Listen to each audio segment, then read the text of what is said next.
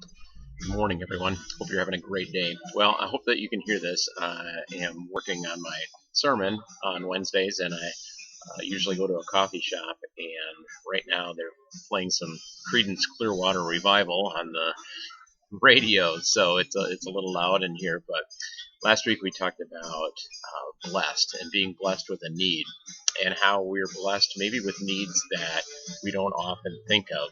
And one is a need for Christ, which is obvious, otherwise I wouldn't be here talking to you. But the other is a need for one another. Jesus was asked by someone, "What's the greatest command?"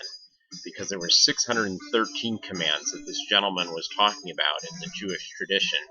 And Jesus said the number one command is to love the Lord your God with all your heart, your mind, your soul. That's our number one need. We need Christ for eternal life, and we need him to be able to guide us through life here on earth.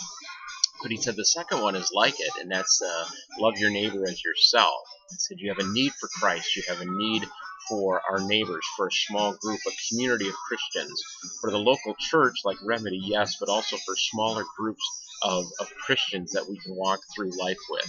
And so we talked about a couple of things. One, that we need somebody with refrigerator rights. We need a few people that we have refrigerator rights with, and they have refrigerator rights with us. And essentially is that we're open and comfortable doing life together, that they come to our home and they feel like it's their home, and we go to their home and we feel like we're at home.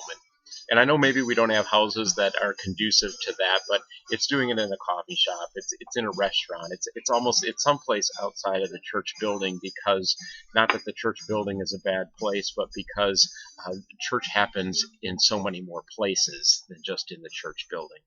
And we talked about having some barefoot buddies. We use our feet a lot. We're on our feet a lot, and oftentimes our feet can kind of take a beating, and sometimes some people are maybe a little embarrassed of their feet and so on. But the point of that one was that we need to be able to accept one another, not tolerate, because tolerate means we don't care about the other person, but accept one another with our bunions and all, with all this stuff that's going on in life, and that we don't fixate or that we don't talk about people behind their back because of maybe the ugliness that's going on in their life, but rather we accept them. And so we build this smaller group of Christians that we walk through life with, that we need, that they need us, because times are going to come when we're going to face that job loss. We're going to face that diagnosis. Someone else is going to face a relationship challenge. And so as Christians, we're there to support, to connect, to speak truth, and to love on one another. And we simply, as beautiful as the local church body is, and as important as that is, I'm not minimizing that, we simply can't be that intimate and close with the entire congregation of Remedy or any other church for that matter. And so we talked about doing life in a smaller group. And if you have a group like that, look for people to invite in to be a part of that. And if you don't have a group like that, then let's start seeking and praying for God to lead us together to do so. So we're blessed with a need for Christ and a need for one another. And when we find both of those, we are truly blessed.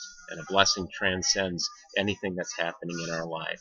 Even in situations where we're sad, we can still feel the Lord's blessing because we're connected. So I pray God's blessing on you this week and every week, and I hope to see you all on Sunday. God bless. And we're having communion on Sunday. Yay, so that's always a special honor. I hope to see you there. Bye-bye.